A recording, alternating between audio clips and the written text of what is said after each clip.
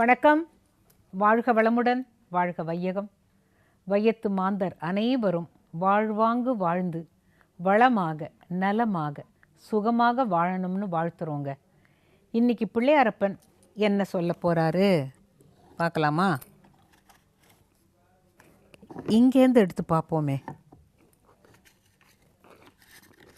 இன்னும் இதில் ஒன்று தான் எழுதியிருக்கிறாரு.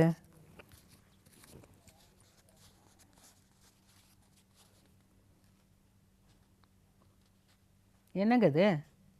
தமிழ் அப்படிங்கிறத தமிழ் அப்படின்னு எழுதியிருக்கிறாரு. யார் தப்பு? அப்போ நாம் தமிழை தமிழாக பேசவில்லை. நாம் பேசுகின்ற தமிழ் முள்ளாக குத்துகிறதுன்னு அர்த்தமா? தமிழ் ஏன் முள்ளாக குத்துறது அப்படின்னு பார்த்தீங்கன்னாக்கா, இந்த தமிழ் மொழியை திருப்பி திருப்பி சொல்லுங்கள். தமிழ் தமிழ் தமிழ் தமிழ் தமிழ் தமிழ்னு சொல்லி பார்த்தா அமிழ்து அமிழ்து அமிழ்து அமிழ்துன்னு ஒலிக்கும் இல்லை? தமிழ் அதுக்கும் அமுதென்று பேர். அதுதான் அமுது, தமிழ் அமுது என்று சொல்வார்கள். ஏனென்றால் இந்த மொழிக்கு ரொம்ப அழகான ஒரு ழகரம் உண்டு. நம்மில் பலர் அந்த ழகரத்தை எங்கே பயன்படுத்த வேண்டும் என்பதை மறந்து விட்டோம் அல்லது பயிலவில்லை. அப்படி தான் சொல்லணும். இப்போ நம்ம கற்றுட்ருக்கணும். இளமையில் கல். பள்ளிக்கூடத்தில் படிக்கும் பொழுதே இந்த நாக்கு நன்றாக புரள வேண்டும் அப்படிங்கிறதுக்காக சிலதெல்லாம் சொல்லி தருவாங்க. இப்போ ரொம்ப படிக்காதவங்க கூட ஒரு திருப்புகள் சொல்லி தருவாங்க. திமிர உததி அணைய நரக ஜனன மதனில் விடுவாயே செவிடு குருடு வடிவு குறைவு சிறிதும் இடியும் அணுகாதே அமரர் வடிவும் அதிக குலமும் அறிவும் நிறைவும் வரவேணும். இந்த மாதிரி வரிகளை பாடுற பொழுது இந்த ரா சின்ன ரான்னு சொன்னால் சொல்லுவீங்களே, இந்த இடையின ரகரம் வல்லின ரகரம் மாற்றி மாற்றி சொல்கின்ற பொழுது இந்த நாக்குக்கு நல்ல பழக்கம். சித்திரமும் கைப்பழக்கம், செந்தமிழும் நாப்பழக்கம். சொல்ல சொல்ல தான் வரும். அதை சொல்லாமல் திடீர்னுட்டு எதையாச்சும் சொல்லுங்கன்னா, நான் இப்போ அண்மையில் என்ன பண்ணினேன், சில குழந்தைகளெல்லாம் கூப்பிட்டு தமிழ் பாட்டு சொல்லி கொடுத்தேன். நான் இப்போ என்ன பாட்டு சொல்லி கொடுத்தேன் அப்படின்னு கேட்டால் அந்த குழந்தைங்க தமிழ் பாட்டு. தமிழ் இல்லை தமிழ் அப்படின்னா எங்களுக்கு வராதுன்ட்டாங்க. சரி, புதன்கிழமைக்கு அடுத்தது என்ன அப்படின்னு கேட்டால் அழகாக ஆங்கிலத்தில் தேர்ஸ்டேனுதுங்க. ஏன்னா வியாழன், வியாழக்கிழமை அப்படின்னு சொல்ல தெரியல. நான் பார்த்தேன், நான் வேணால் உங்களுக்கு நாக்குக்கு பயிற்சி அளிக்கட்டுமா அப்படின்னு ஒரு வார்த்தை கேட்டுக்கிட்டேன். ஏன்னா வராத ஒரு விஷயத்தை புகுத்தி அதனால் அந்த குழந்தைகளுக்கு அந்த மொழி மேலே ஒரு வெறுப்பு வரக்கூடாது. இப்போ இதே ஃப்ரெஞ்சுக்காரன் ஆர் கிடையாது. அவன் எழுதும்போது ஆர் எழுதுவானா இருக்கும். அவன் பேசுகிற போது ழ ழ ழ ழ அவ்வளோ அழகாக ழ ழ ழன்னு பேசுகிறான், ழ பேசுகிறான். It's very very it's very good அப்படிங்கிறான்ல. நம்ம வெரி குட்டுன்னு சொல்கிறோம் இல்லை, இங்கிலீஷையே கடிச்சு. அவன் வெரி குட் அப்படிங்கிறான். அந்த ழ தானே சொல்கிறான். அந்த ழ ஏன் நமக்கு வரமாட்டேங்குது? அதுக்காக சிலவற்றை எழுதி வைத்து கொண்டிருக்கிறேன். இன்றைக்கி இது எப்போ யூஸ் பண்ண போகிறேன்னு எனக்கே தெரியல. இவர் தமிழ்னு போட்ட உடனே நிஜமே முள்ளாவே குத்திச்சு. உங்களை நீங்கள் பார்க்குறீங்கல்ல, இப்போ சிலர் திரைப்படத்தில் நடிகர்களுக்கு பின்னணி குரல் கொடுக்கிறார்கள். அந்த நடிகருக்கு ஒருவேளை லகரமெல்லாம் வராமல் இருக்கலாம். ஆனால் அவர் பேசின பிறகு பின்னணி கொடுக்குறாங்க பாருங்கள், அவங்க சுத்தமாக பேசிட்டதுனால அவங்களுடைய இமேஜே எங்கேயோ போயிடுது.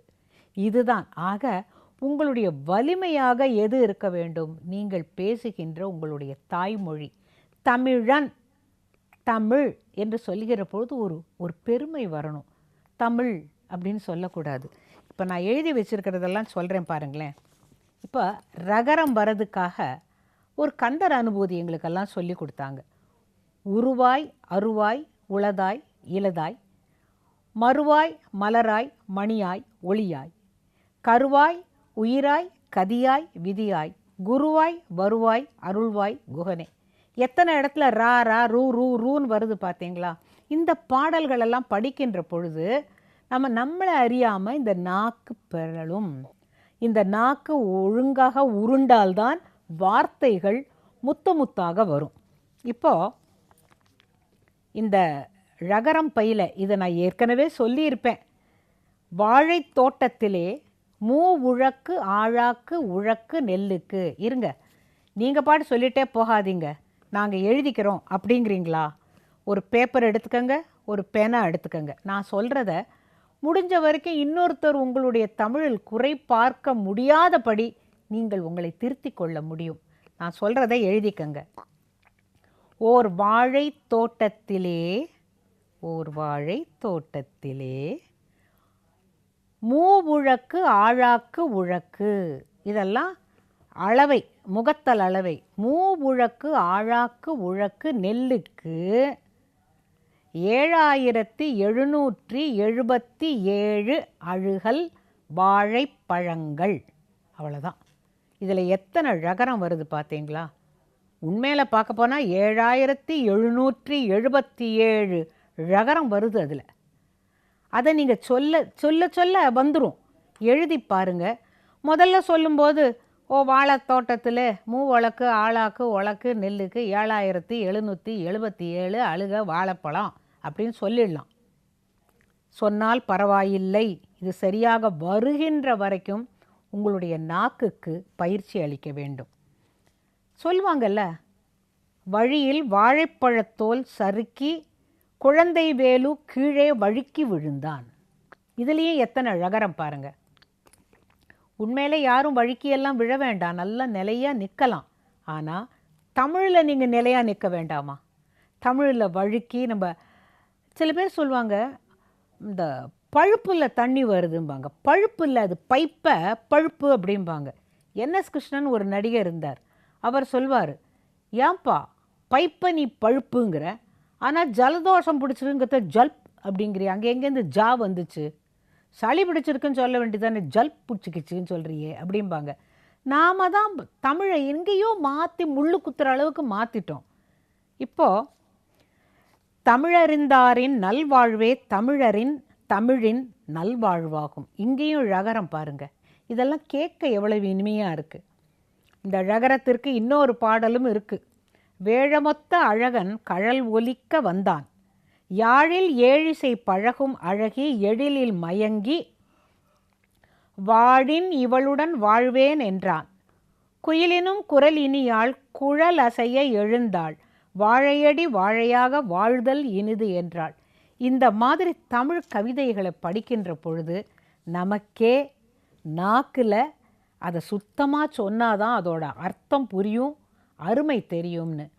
இது பாருங்க, உங்களுக்கு யாருக்காச்சும் ரகரம் பயிலணும், ரா வரமாட்டேங்குது, இந்த சின்ன அந்த இடையின ரகரத்திற்கும் வல்லின ரகரத்திற்கும் வித்தியாசமே தெரியல அப்படின்னாக்க இதையும் எழுதிக்கங்க தயவுசெய்து. தரையில் உருளுது, தரையில் உருளுது ஒரு உரல் மர உரல். தரையில் உருளுது ஒரு உரல் மர உரல். மர உரல் சிறு உரல், தள்ளிடும் ஒரு விரல். மர உரல் சிறு உரல், தள்ளிடும் ஒரு விரல். ஒரு விரல் தள்ளிட உருளுது மர உரல். தரையில் உருளுது ஒரு உரல் மர உரல். ரொம்ப கஷ்டம்தான். உங்களுக்கு என்னங்க, நீங்கள் படிச்சிட்டீங்க அதனால் சொல்கிறீங்க அப்படின்னு நீங்கள் சொல்லலாம். நானும் தமிழை பழகியவள் தான். நான் என்ன பிறந்த போதேவா இப்படி பேசினேன்? இந்த தமிழின் மீது ஒரு காதல் வேணும். வேறு எதில் ஆசை இருக்கோ இல்லையோ, தமிழின் மீது ஒரு ஆசை இருக்கணும், அதை பேசுகிற ஆசை இருக்கணும். தரையில் உருளுது ஒரு உரல் மரவுரல், மரவுரல் சிறுவுரல் தள்ளிடும் ஒரு விரல். ஒரு விரல் தள்ளிட உருளுது மரவுரல், தரையில் உருளுது ஒரு உரல் மர உரல். இது உங்களுக்கு சுலபமாக புரிஞ்சிருக்கும். அடுத்தது லா. லகரத்துக்கு நம்ம எந்த லா சொல்கிற இடத்துல சொல்லுகிறதுங்கிற பொழுது சொல்லுகிறதுங்கிறோம் அல்ல. தவளை கத்துகிறது குளத்திலே, குவளை மலர்கிறது, வள்ளி ஒருத்தி தவளையில் நீரெடுக்க வாழை துள்ள, அள்ளும் அவளும் மிரள வளமான அல்லித்தண்டு அழகான காட்சி. இது எவ்வளவு கஷ்டம் பாருங்க. உங்களுக்கு வேணும்னா சங்கரா டிவிக்கு எழுதுங்க. இதை அவங்களுக்கு நாங்கள் அனுப்பி வைக்கிறோம். ஏன்னு கேட்டால் எனக்கு அப்படியாவது தமிழ் மேலே ஆர்வம் வராதா அப்படின்னு ஒரு ஆசை தான். இப்போது சளசளவென மழை, வளவளக்கும் கன்னியர் போலவே, கலகலக்கும் வளையல் போலவே, சலசலக்குது மழை நீரோடை. இதை விட அழகாக யாராச்சும் இந்த மழையை சொல்ல முடியுமா? சலசளவென மழை, வளவளக்கும் கன்னியர் போல, வளவளன்னு பேசுகிறாங்களாம் பெண்கள், அதை போல் சலசலன்னு மழை, கலகலக்கும் வளையல் போலே சலசலக்குது மழை நீரோடை. இந்த மாதிரி தமிழுடைய புகழை, அதோட ழகரத்தையும் லகரத்தையும் லகரத்தையும் சொல்லி சொல்லி சொல்லி மாளலை. நாங்கள் பள்ளிக்கூடம் படிக்கும்போது என்னுடைய தமிழ் டீச்சர் மிஸ் நல்லையா அப்படிங்கிறவங்க ஒட்டக்கூத்தரோட பாட்டு ஒன்று சொல்லி கொடுத்தாங்க. நான் என்னால் இப்போ அதை படித்து உங்களுக்கு சொல்ல முடியுமான்னா தெரியாது. ஒருவன் விக்கினால் ஆவி போய்விடும், இந்த ஆவி போய்விட்டால் அவனை கொண்டு போய் மயானத்தில் வைத்து சுட்டு விடுவார்கள், சுட்டுட்டு திரும்பி கூட பார்க்காம வந்துடுவாங்க. இப்பேற்பட்ட இந்த உடம்பின் மீது ஆசை வைக்காதே, நெய்த்தானத்தானத்தில் இருக்கும் ஈசன் மீது உன் அன்பை வெய் அப்படின்னு ஒரு பாட்டு. விக்கா விக்கா வித்தா விப்போய் விட்டால் நட்டார் சுட்டூர் புக்கார், இக்காயத்தாசைப்பாடுற்றே இல் தேடி போய் வைப்பீர் நிற்பீர், அக்காடப் பேய் தொக்காடச் சூழப்பாடத் தீ வெப்பாடப் புண் நெக்காடக் காணத்தாட தென் நெய்த்தானத்தானை சேவித்தே அப்படிங்கிற இந்த பாட்டை நிச்சயமாக சத்தியமாக என்னால் இப்போ மனப்பாடம் பண்ணி சொல்ல முடியாது. அந்த சிறு வயதிலேயே அந்த டகரமும் தகரமும் அந்த நகரமும் வாயில் எப்படி நுழைய வேண்டுமோ அப்படி புகட்டியவர்கள் தமிழ் ஆசிரியர்கள். எத்தனையோ பேர் தமிழை வளர்த்தார்கள். ஆனால் தமிழினுடைய அழகான இந்த ஒலி இருக்கே, தமிழர் பாடுறது அழகு, ஆனால் பாட்டில் நான் போய் எங்கே லகரம் வரணுமோ அங்கே நான் லகரம் வச்சு பாட முடியுமா? பாட முடியாது. பாடினால் அது ஒலி அல்ல, ஓசை. அந்த ஓசைன்னு கூட சொல்ல மாட்டேன், கொடூரமான ஓசை. ஆக தமிழை பயில்வோம், தமிழை நல்ல முறையில் பேசுவோம், தமிழை உணர்வோம், அதன் அழகை ரசிப்போம். அப்படிங்கிறது தான் நான் இன்றைக்கி சொல்ல வேண்டிய ஒரு முக்கியமான விஷயம். எங்கே பேசணுமோ அங்கே பேசலாம், எங்கே பேச வேண்டாமோ அங்கே ஊமையாக இருக்கலாம். ஏங்க அப்படி சொல்கிறீங்க அப்படின்னா, தமிழில் பேசி ஒருவனிடம் ஜெயிக்க முடியவில்லை என்றால் அவன் ஊமையாக இருப்பது நல்லது. ஒருத்தனுடைய வாழ்க்கையில் இதுதான் நடந்தது.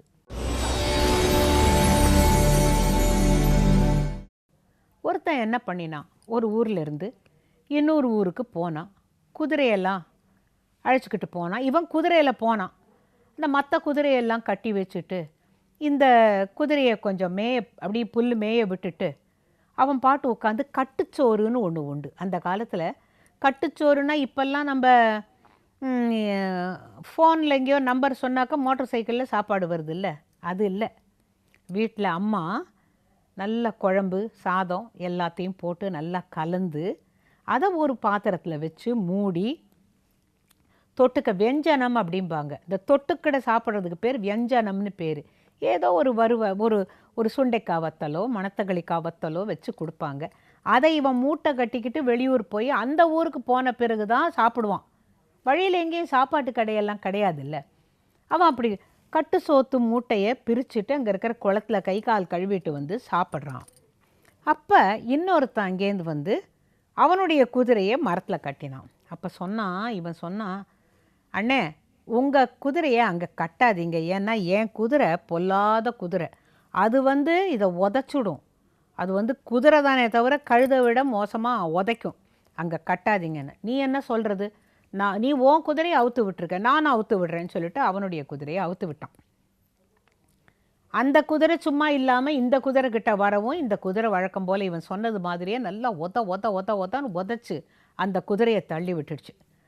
இவனுக்கு ஒரே கோபம், நீ ஏன் உன் குதிரை என்னுடைய குதிரை காலை உதச்சி பாரு நொண்டி ஆக்கிடுச்சு அப்படின்னா. நான் தான் ஏற்கனவே சொன்னேன் இல்லை, என் குதிரை தமிழ் குதிரை, நான் தமிழில் சொன்னால் அதுக்கு புரியும், நான் உடனே அதெல்லாம் கிடையாது, இந்த பக்கத்து ஊரில் போய் எனக்கு இப்போ பஞ்சாயத்து பண்ணணும் அப்படின்னு சொன்னான். அந்த ஊருக்கு போய் அந்த ஊர் மக்களெல்லாம் கேட்டால் நீங்கள் யாருப்பா அப்படின்னாக்க, நான் இந்த ஊருக்காரன், நான் அந்த ஊருக்காரன், நான் கட்டுச்சோத்து எடுத்துகிட்டு வந்தேன், இவனும் கட்டுச்சோறு எடுத்துகிட்டு வந்தான், என் குதிரையை நான் அவுத்து விட்டேன், இவன் குதிரையை என்னோட குதிரையை பார்த்துட்டு அவுத்து விட்டான். என் குதிரை போய் அவன் குதிரையை உதச்சிடுச்சு, அதுக்காக இப்போ சண்டை அப்படிங்கிறத அவன் சொன்னான். இந்த ஆள் வாயே திறக்கலை. யார் முதல்ல வந்து கட்டுச்சோறு சாப்பிட்டானோ அவன் சொல்லலை. அவன் எல்லாத்தையும் சொன்ன உடனே அந்த தீர்ப்பு சொல்கிறவர், என்னப்பா அவர் இப்படியெல்லாம் சொல்கிறாரு, நீ என்ன சொல்கிறன்னா அவன் ஒன்றுமே பேசலை. ஊரில் இருக்கிறவங்க கேள்வி கேட்குறாங்க, அந்த பஞ்சாயத்துக்காரர் கேள்வி கேட்குறாரு. என்னால் ஒன்றும் சொல்வதற்கில்லை அப்படின்னுட்டானே தவிர நான் எனக்கு வாய் பேசாதவன் அவன் பொய் சொல்லலை. என்னை மன்னிச்சிருங்க, என்னால் ஒன்றும் சொல்ல முடியாது அப்படின்ன பொழுது, ஏன்பா அவன் பாவம்ப்பா, வாய் பேச முடியாத ஊமையாக இருக்கான், நீ எதுக்கு அவன் மேலே இப்படியெல்லாம் அவன் சொன்னான், என் குதிரையில் இங்கே கட்டாதெல்லாம் சொன்னான்னு நீ சொல்கிறியே அப்படின்னு. ஆமாங்க, நான் ஏற்கனவே சொன்னேன் இல்லை, அவன் என்கிட்ட சொன்னான், உன் குதிரையே இங்கே அவுத்து விடாத, நீ இங்கே கட்டாத, என் குதிரை உதைக்கும் அப்படின்னு அவன் சொன்னான்ல. அப்போ கூட நீ ஏன் கேட்கல? அப்போ அவன் பேசினான், நீ சொல்கிறதே பொய். ஏன்னு கேட்டால் இவனுக்கு பேசவே வரல, கேட்டால் கையெடுத்து கும்பிட்டு நான் இல்லைங்கிறான். இந்த மாதிரிலாம் பொய் சொல்லாத போ அப்படின்ட்டாரான். போன பிறகு ஊர் பஞ்சாயத்து கலைந்த பிறகு இவன் சொன்னானான், தமிழ் என்னை காப்பாற்றியதடா மூடா போடா அப்படின்னு சொன்னானான். ஆக தமிழ் தெரிஞ்சவனுக்கு கொஞ்சம் கெத்தும் உண்டு. அதுக்கு தான் இந்த கதை சொன்னேன். தமிழால் காப்பாற்றிக் கொள்ள முடியும், காப்பாற்றவும் முடியும்.